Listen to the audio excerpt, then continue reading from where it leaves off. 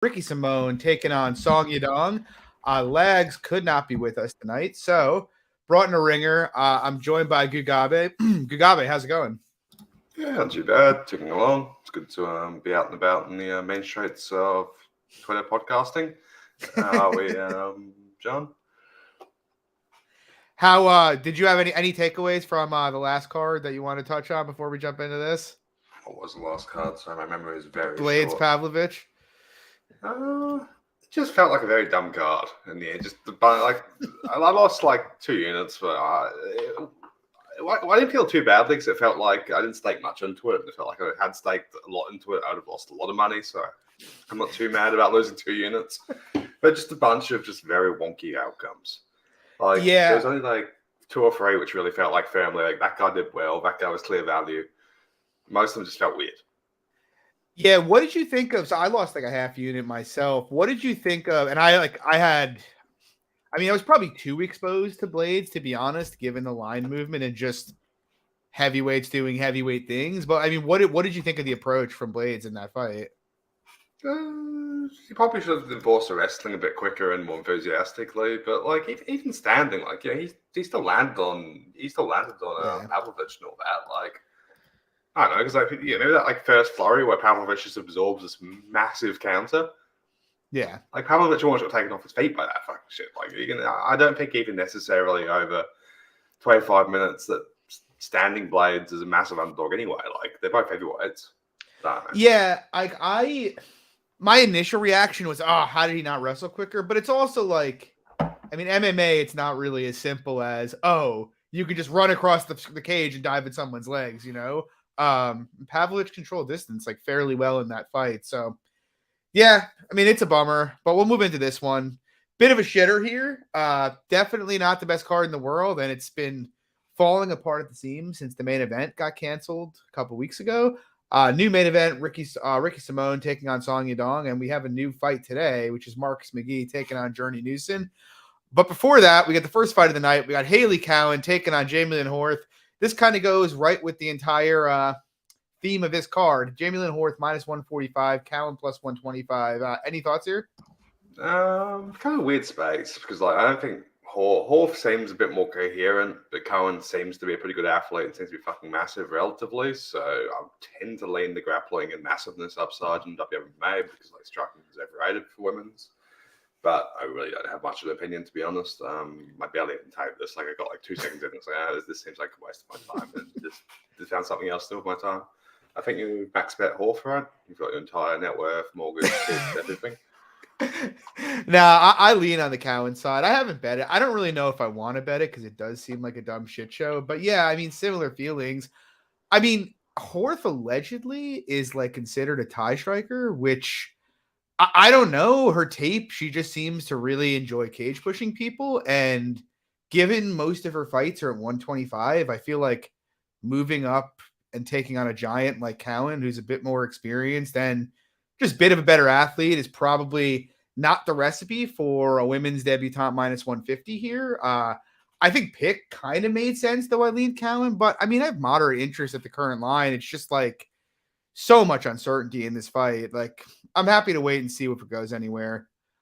Moving on, Julian Newson, Marcus McGee. Have you had any chance to tape this? I have not, unless you just got told, like president style, the Twin Towers have been knocked down. Newson plus 170 TLV is gone. It's just not a good morning. I am horrified. But like, I'm going to start talking about Newson Collier since I prefer that fight. Like, I kind of say I did prefer it. Like, I have no idea what the fucking Marcus McGee is. You can have live reacting to a apology if you want. Spelling McGee's not bad. I think that's promising. From Detroit.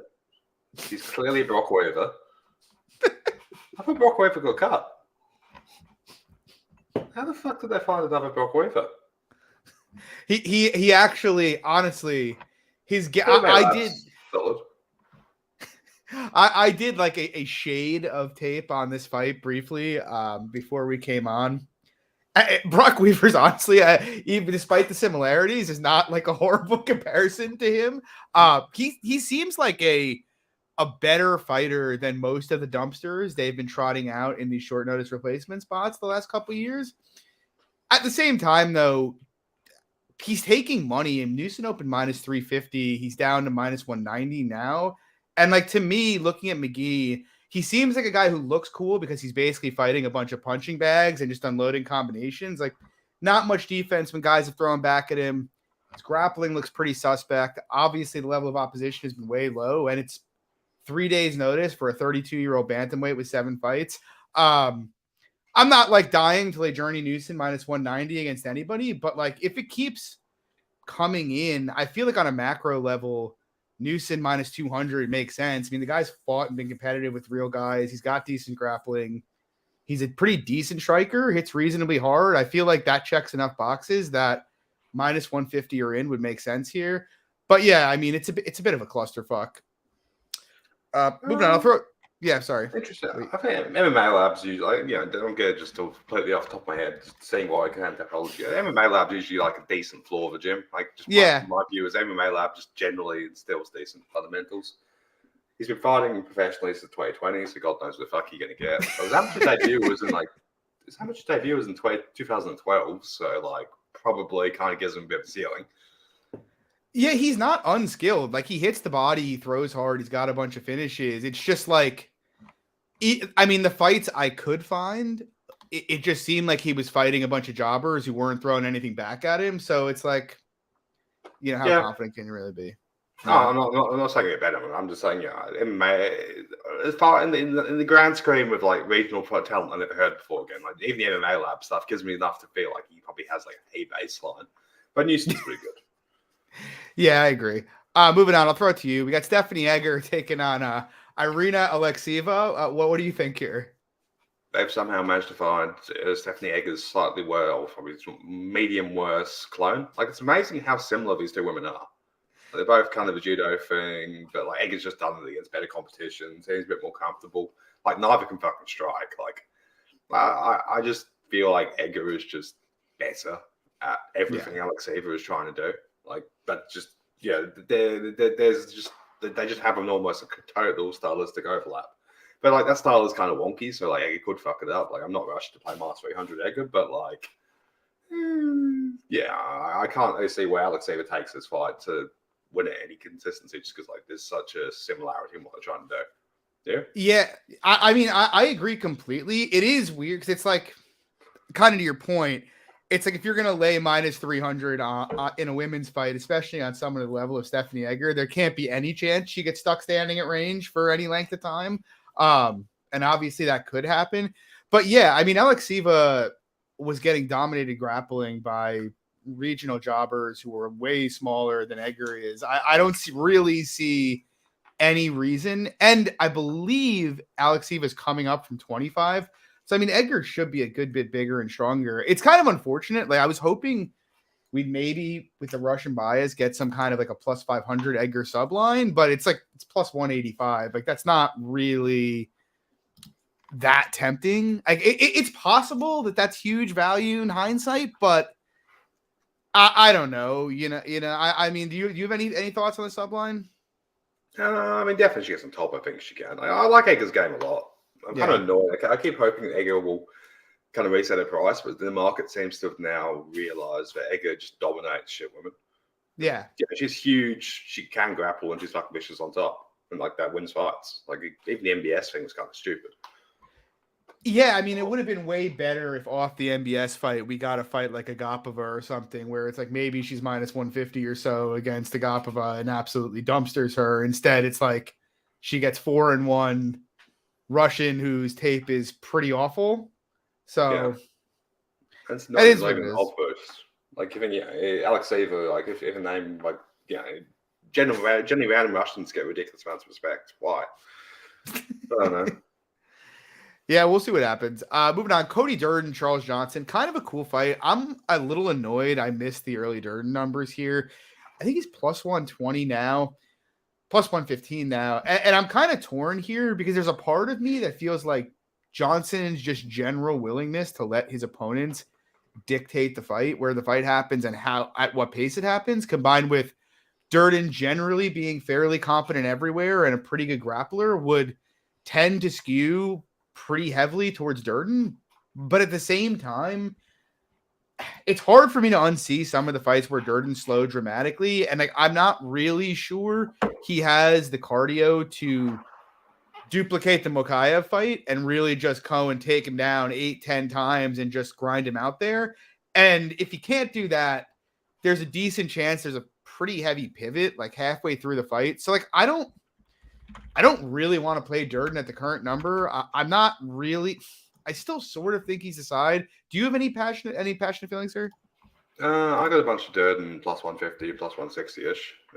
Wouldn't be rushing to play him at current price. Yeah. I don't think he wins the round. I think he wins the first round like 78% of the time. So I'm just like, there's a good chance that I'll be able to fuck off with my Johnson plus 150 after 5 minutes or reassess. I don't mind the under. Plus 170 on the under seems solid. It does seem very binary, but like the issue of Johnson is he is Bobby Green, which is for better and for worse. Like it's just annoying. Like he'll just, even if a tired Durden's in front of him, is like, can you rely on him to actually get Durden out there? Can you rely on him to put the offense together? That kind of shit. Yeah, I think plus 150 Durden was definitely a side. Like, I just think, Durden will win first round. I think the Ode Osborne fight was fucking embarrassing. Like, getting out hustled by Ode Osborne when, like, Johnson, like, I think, Durden is better at the game Ode Osborne played to win that fight than Ode Osborne is. And, like, Johnson should have been able to out cardio Ode Osborne a lot more consistently.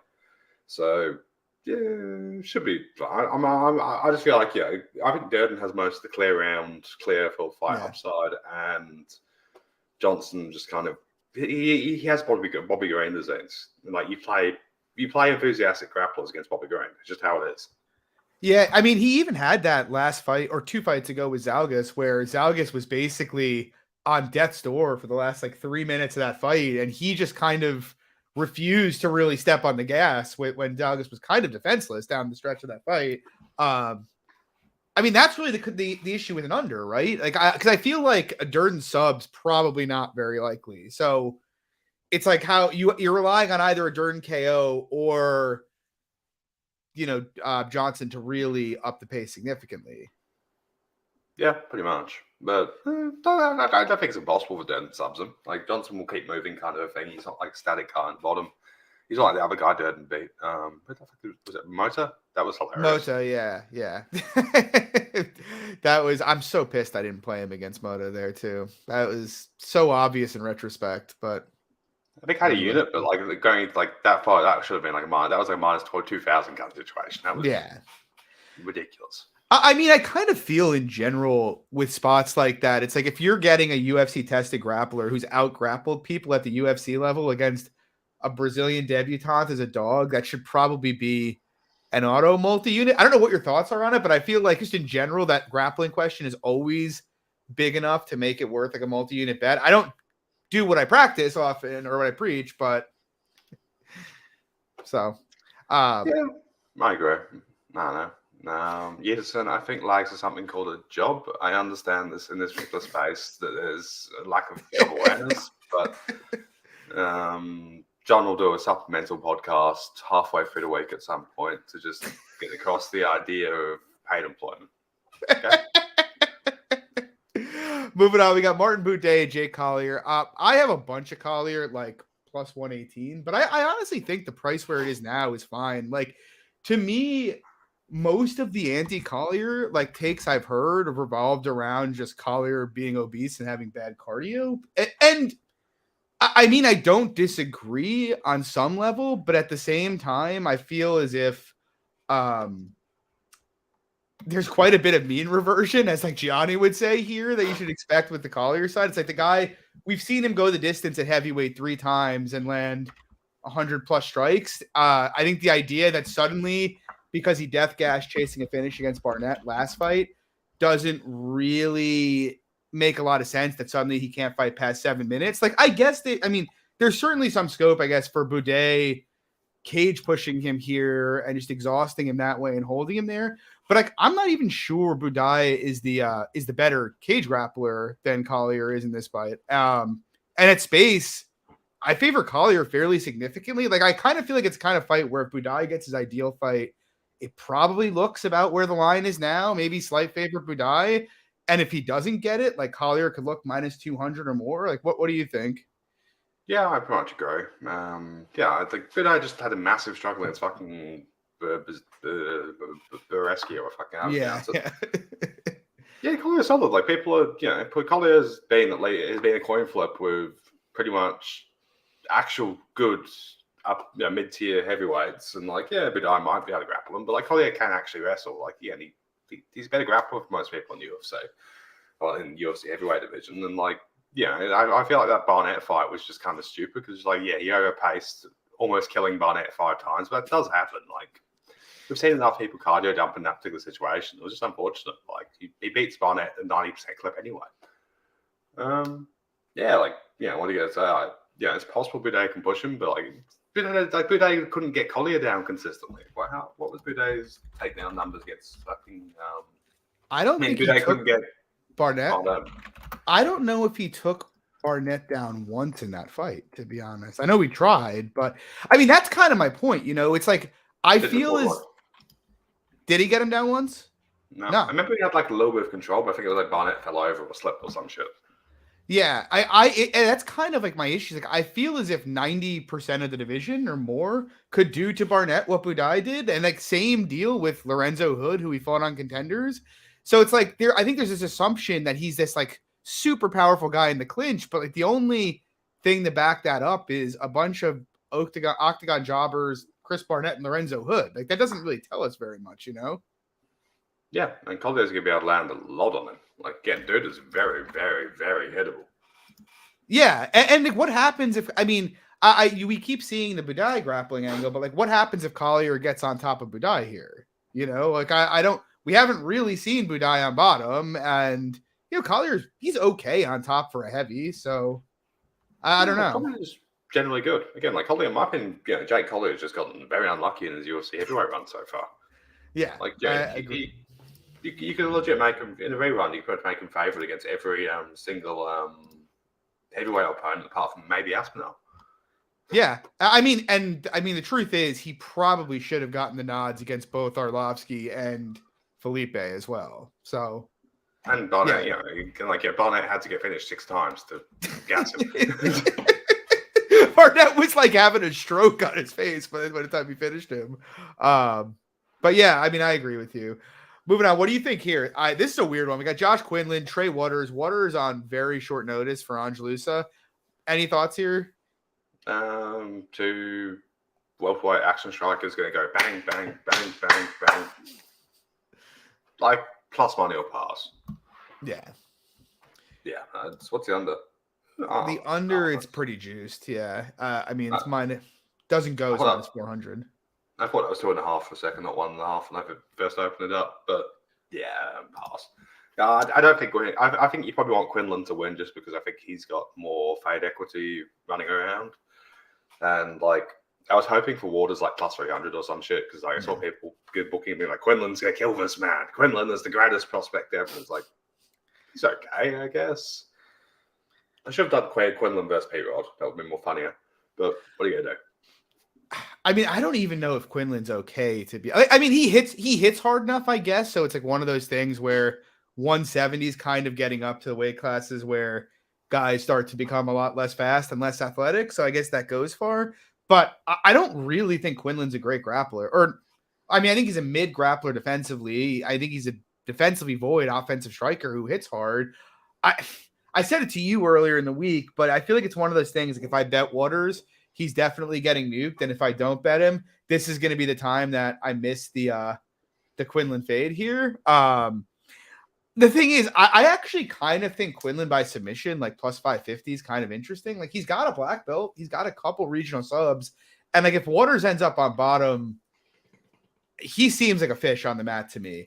But I mean, either way, I don't rate Quinlan, but he does hit hard. And like Waters is just kind of like a gangly giraffe who, if you stay at the end of his reach, he can perform well. But if you stay anywhere else except in his exact preferred distance, he doesn't really offer a whole lot. So Yeah, I mean, I agree with you plus or pass, but I kind of think Quinlan handles him, and I kind of think for just long-term making money purposes, Quinlan just deading him in the first minute here would be optimal.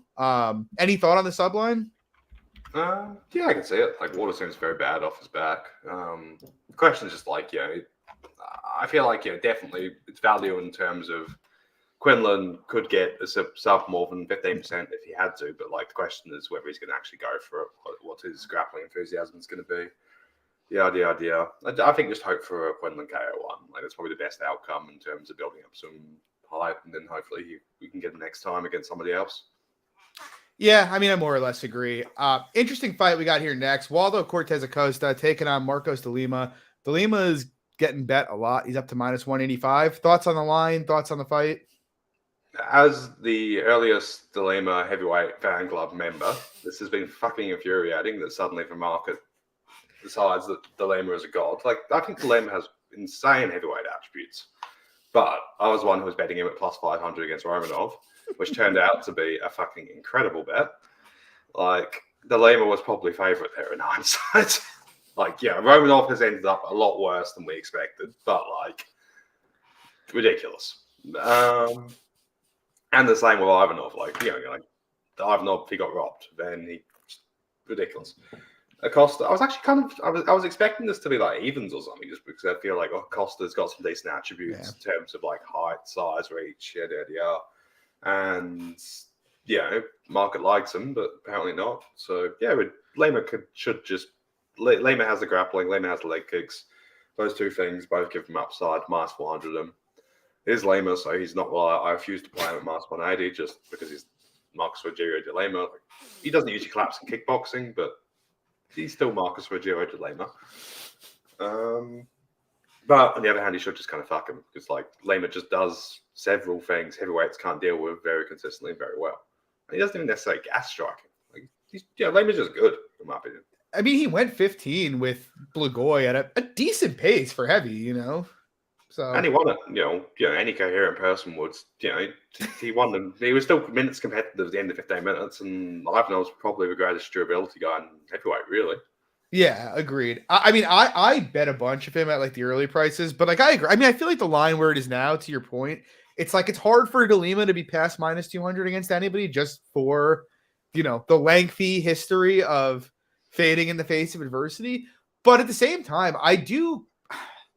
It's funny because like obviously he's known for like just like bonking guys in round one, but 2 of his last like 6 fights, he's had 8 minutes of control and 14 minutes of control. Like, he's shown much more of a willingness to fight to his strengths like over the last 3 or 4 years. And I mean, I think we would both agree, but I feel as if De Lima comes out here and just decides he's going to grapple, I don't really think there's a whole lot Acosta can do to stop him. And on bottom, De Lima should just really crush him, even if it's just laying on him. But like, I think the line's right where it is. I kind of think the De Lima sub plus 500 is kind of interesting. He is a black belt, and like, given how easy Chase Sherman was able to kind of control him and pass his guard, I have to imagine De Lima is going to be able to do work if he gets on top.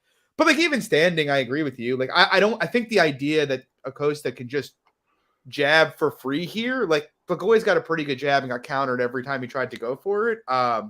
I mean, De Lima just does a bunch of stuff that shuts down what Acosta wants to do. And obviously, if he kicks the legs, I mean, it's a glaring weakness.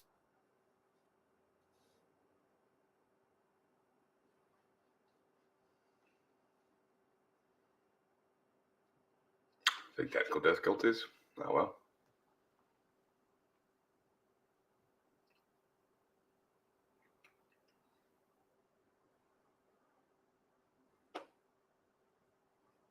Am I frozen or is he frozen? Something in the chat. Confirm.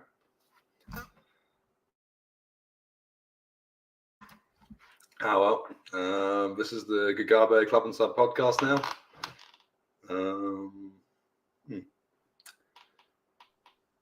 All right, I'm back. You hear me? There we go. All right. I was apparently the last person standing for the Club and Sub podcast experience. But yeah, I think De Lima should handle him. You hear me, Gugabe? Most of it. Yeah, the Lima's just dynamic. Like Lima's weird because obviously he's a fat quitter, which is true. But he's a fucking good athlete. Like, it is insane how fast he moves for a man who is that fat. Like, it's just me and him in terms of that level of sort of fat man athleticism. Exactly. Vex squad agrees. And yeah, I think if Lima gets the right run, he could actually fight. I don't think it's impossible that he is a top 5 heavyweight. There are top 10 heavyweights I'd take Lima against, but it's just he keeps finding ways to fuck it up somehow. It's amazing. I was looking at it the other day, and like the Lima could beat Tai Tuivasa, right? Yeah, easily. Yeah. I mean, he'd find ways to make it hard on himself, but it's like heavyweight. He could beat Tybura. Tybura, come on. You know how Tybura Lima goes. We all know how Tybura Lima goes. You mean four wobbles in round 1 until Tybura finds himself on top of him and submits him in round 2? Yeah, that's I mean, Rosenstruck to Lima would be cool. Oh, God. I legitimately feel like De Lima has a better shot to beat Pavlovich and Tuivasa than anybody else in the top 6. The rest of the top 6 should really just absolutely own him. Aspinall, Miocic, Gane, Jones. I can't really see him competing there. Well, even Aspinall, I'm just unless Aspinall's going to grapple him, I just feel like there's a chance they just both have a little explodey boy kind of times.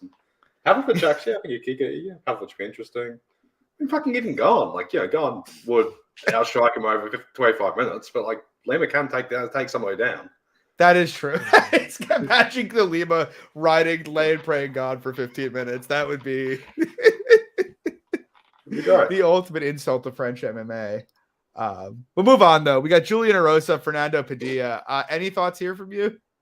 Erosa untrustworthy. I'm surprised, the sheer amount of fucking steam which is coming on Padilla. I agree. Erosa minus 200 is just not playable against anybody. But fucking he's now minus 125 against some dude, and it seems like a clone fight. They seem to have legitimately cloned Julian Erosa for this, which is good. I think we need another Julian. I'm a fan of another Julian Erosa. But I think there's a certain point it's getting disrespectful. I think it should be a good fight though. Julian Erosa fight's always good. Yeah, I mean, I'm gonna bet Erosa, honestly. I agree with you. Minus 200, Erosa's live enough to die to anybody, but I feel as if he wins a decision here at a very, very high clip. And even in terms of finishing equity, I'm not sure you can comfortably say Fernando Padilla, this 26-year-old who hasn't fought in 2 years, is more likely to finish Erosa than Erosa is to finish him. He looks durable, but I mean, Erosa is certainly more dangerous than anybody he's ever fought over the course of 15 minutes. More grappling upside. I mean, obviously he's fought better guys and is more experienced.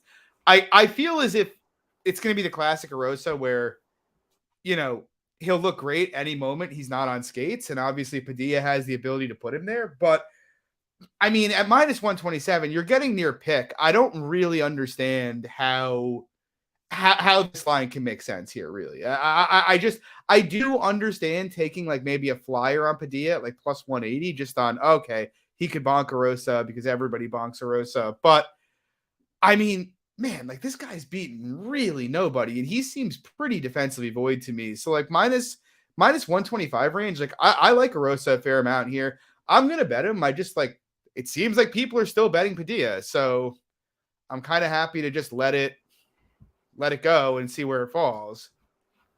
Yeah, it also just I feel like there has been a lot more line movement usually this week. Honestly, just there's been a bunch of dynamic markets, which is always good to see. Yeah, there has been a ton of line movement just lately in general. A couple different fights. Moving on though, any thoughts here? Cody Brundage, Rodolfo Vieira, kind of hilarious fight. Any strong feelings on a side? I mean, Rodolfo should be a bit of a jiu-jitsu villain. You'd imagine it. 11-time jiu-jitsu world champion versus Cody Brundage. I hope Cody Brundage pulls it off because I like Cody Brundage. I just have this deep passion for. He just seems like a Cody Brundage just fills me with joy. But yeah, how Cody Brundage wins this coherently, I have no idea. Rodolfo has no defense striking wise and could cast, but like he should just be better than Cody Brundage everywhere. So, but Cody Brundage did knock what's his name the fuck out in the hilarious Trishan Gore. Exactly. So, Cody Brundage can do that again. Good on him. I kind of feel like that's really his win condition, though. Like are we even sure Brundage has a better gas tank than Vieira? Like, I was kind of impressed with how Vieira held up under like Curtis's body work and volume in that fight down the stretch there. Yeah, look, I'm not really trying to lay minus 225 on Vieira ever. That Hernandez fight is just so hard to unsee, but I really feel as if he should win this fight everywhere. Like he should be able to jab Brundage more or less for free on the feet. And to Gugabe's point, obviously, if he gets on top of Cody Brundage, he's probably going to dominate and or finish him. It's hard to say there's a side here. Line feels appropriate to me. None of the props are particularly interesting. Minus 350 doesn't go. Vieira submission is minus number when he's minus 225. Like, whatever. Not really interested in that. But yeah, I think Vieira should be fine. Moving on. Cool one? Not that cool one. Kyle Bahayo taking on Michal Sajak. Bahayo is super chalked up. I'd love to see Michal win this fight, but, I touched on this before he fought Brundage. The guy just can't grapple, really. Like, if you get him down, you're going to advance position and get to a dominant place against him.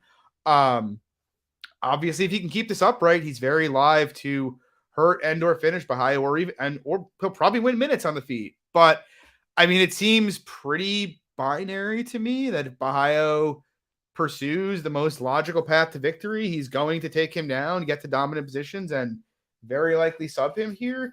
I don't even know really what more there is to add than that. Like, Gugabe, what do you think?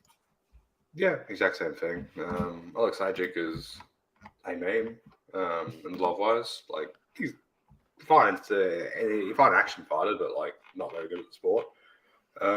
Field should be pretty pure binary. I took a little bit under 2.5 at minus 150. I just feel like Bahayo should Alexieva, the way he fights in the feet, he has no defense. He just fucking runs scraping at people. So like if it ends up being on the feet for a decent amount of time, I think he finds a good chance to find a KO. And like Bahayo, KO could knock him out as well because like KO does hit very hard and that kind of shit. And then if grappling wise, I'm pretty sure Bahayo will just get his back and just end up working rear naked choke for 8 minutes. Whether it finishes that rear naked choke or not, another question. But like Alexieva is just like it's kind of weird because Kaio's kind of had the same fight like 3 times in a row now. It is. He's got like shockingly few submissions too for a guy who pursues submissions or pursues the back as aggressively as he does. I think he's only got he only has 3 subs for his entire career, which is it's kind of bizarre given how much back control time he's had over his first 3 fights in the UFC. And also, he's had like a bunch of credible sub attempts. Like, remember against Muradov, he almost had him out multiple times. Yeah. Omar Gadzhiev, he had his back for like 10 minutes. Yeah. Like, I think Alexieva is just uniquely bad at grappling. I don't think he's like...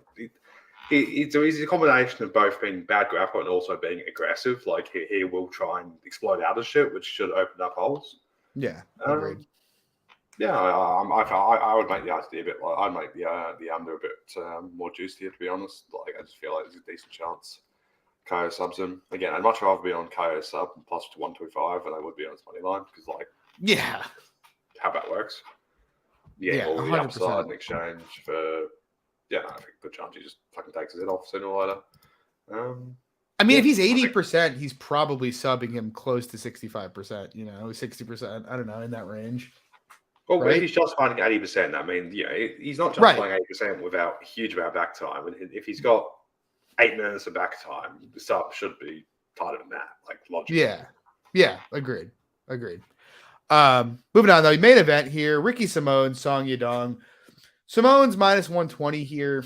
I mean, I'm not going to enter this pre. I feel like I'd rather play Ricky live, but it gets really hard for me to look at this fight and not like I felt as if Song's path was more coherent over 3 rounds, where it's like he could get taken down a bunch early, work up, conceivably land heavy and or hurt Simone a bunch, but like over 5, I really feel like he needs to be maybe not needs to finish him, but he needs to get some serious work in early because Simone's not going to stop. And I mean, we've seen Song in multiple fights now, even against Sandhagen when he gets slowed down. When he gets tired, he will accept being on bottom and give up positions. Like, yeah, I think the early portions of this fight will be competitive. I doubt Simone holds him down the first couple rounds, but like it gets to round 3 and later, I think he's going to start getting top time and likely just start doing work on top here. And so it's like with that dynamic, he wrestles enough. Like I don't even really make Yadong like any kind of real favorite early in the fight. I think it's competitive. I'm kind of tempted by the under 4.5, like minus 135 doesn't seem bad since I feel Simone could get 2 dominant positions later and is certainly chinny enough to get bonked and put out early in the fight. But like, I feel like Simone's tools just in terms of wrestling, cardio, and pace are enough that if Yadong doesn't get him out of there in the first 7 or 8 minutes, Ricky's probably going to take over the fight. But I think Song's live for it. I mean, what do you think? Where do you lean here? Yeah, about the same. Like, it surprised me. It went from a 3-round to a 5-rounder, and Simon became less of a favorite, which makes no sense. I think live bet's probably best on the Simone side, but the counter argument for me is that like, all right, when Simon takes over, it's probably going to be grappling control, and there's a good chance that like, yeah, you get a minute of you get like 4 minutes of competitiveness, and Simon like consolidates top control, but suddenly he's mastering 100 for the rest of the fight. It's like, all right, fair enough, kind of missed out. Yeah. I picked up a little 110 when there was somebody flashed 110 here for a bit, so I took a bit of that. But just, this kind of fight, you got to take the grappling upside and the cardio upside over the bonk upside, particularly at bantamweight. I like both these fighters. Yadong will probably, Yadong will land big early, but unless he gets a finish, he's going to eventually get ground down. Live bet's probably optimal, but good chance you're about to miss the price here. I think. Yeah, I saw Simone 4-5 decision is plus 175 some places, which I like as well. Late Simone sub prices for a sort of sub shot. Yadong KO1 was only like plus 600, plus 650 here, which is okay, but not incredible. Like it is bantamweight end of the day. Yeah. And Simone hasn't been badly compromised standing since the Faber fight. And it's not like he hasn't fought anybody dangerous in that time. Didn't Fonten hurt him a bunch? Fonten landed on him a bunch, but he was never like, kind of on the brink of death. Yeah, true. He just kept moving. Yeah, and that's the thing with like Yadong here. He's not really a great follow-up kind of a guy, and like Simone will just do a grappling scramble around. It's hard to actually get like unless Song is putting him out. Like it's probably gonna be hard for him to actually follow up and take care. And it's like, where is he from the Stammen fight? It's like I know his takedown defense and everything looked good against Sandhagen, but Sandhagen's not a great wrestler. And it's like we're not far removed from Marlon Vera landing multiple takedowns and getting top time against him. So yeah, true. The back end of that fight was pretty ugly as well. Yeah. So I mean, I think I'm with you. I mean, maybe small Simone pre and look to add live. What do you think on the under? The question in my mind is how big is Simone's under? Like how much RTD is Simone bringing? Yeah. A, it's like how aggressive is Simone going to be from top position, and B, it's like how bad is Song seems tough, if nothing else. Yeah, that's a fair point. Like I could see this just being a very ugly one down the stretch, but I'm just not sure if I can commit to Simone actually finding a finish. Yeah, fair enough. Yeah, I agree. I mean, I think Ricky's probably the side. Obviously it's safer live, but yeah, I mean, you're not wrong. Like if he hits 2 takedowns in the first round and it ends up like a Stammen situation where he's in mount smashing him or even just consolidating, then the price is probably gone for the entire fight. Pretty much. Like Song has to win that first round or so to get it. Probably the first 2 rounds, I wouldn't go no scorecards on Yadong. I just hate no scorecards bets when there's a cardio gap. Yeah, it's like the worst feeling when you got no scorecards on a guy who's got no gas and there's like 12 minutes left. It's just not fun. Dude, I had no scorecards massive at all against Covington, and I legitimately was worried he was going to get finished down the stretch of that fight. Like, just a similar type of deal. Yeah, because like cardio finishes like are like the most consistent finish. It's like the one time where I'm just like, all right, that guy was going to melt. Like that RTD should have been plus 300 kind of thing. Yes, yeah, I agree. But yeah, I mean that'll do it for tonight, guys. Gugabe, thank you for coming on. Anything you want to shout out? No, too long. Tim and I occasionally do a podcast when schedules align. Yada yada. Thanks for having me on, John. It's been good to. It was quite good to be the last person on the Club Sub podcast again. Yeah, good times. Yeah, shout out. Thanks, Gugabe. Really appreciate it. Guys, if you like the show, please drop a like and subscribe. We'd appreciate it. We'll be back next Wednesday, 7 p.m. Eastern, talking UFC 288. Shit card this weekend, but good luck on your bets. Take it easy, everybody. Peace. Gotcha.